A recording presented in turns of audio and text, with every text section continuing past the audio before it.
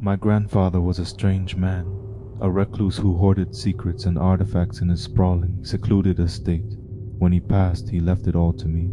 Most of it was dusty relics and forgotten histories, but one piece stood out, a full-length mirror, framed in obsidian that swirled with silver veins like grasping claws. The glass was so pure it seemed to hum with a faint, cold light. Taped to the frame was a yellowed note, his frantic scrawl a familiar, unsettling sight.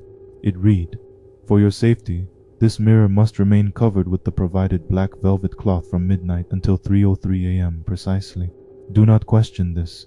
Do not be late. Never look into it during these hours." For the first few nights I followed the rule. I draped the heavy, embroidered cloth over the glass, feeling ridiculous. It was just an old mirror.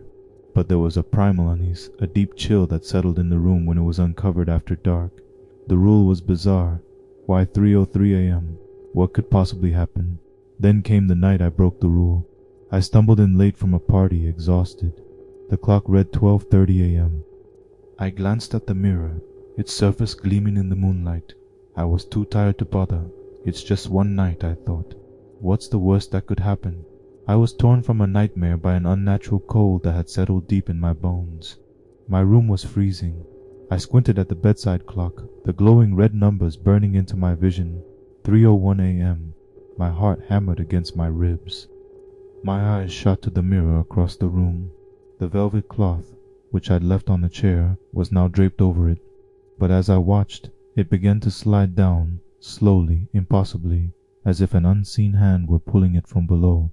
It pooled in a silent, black heap on the floor. I was frozen, staring into the exposed glass. At first, all I saw was my own reflection, pale and terrified in the gloom. Then a flicker of movement.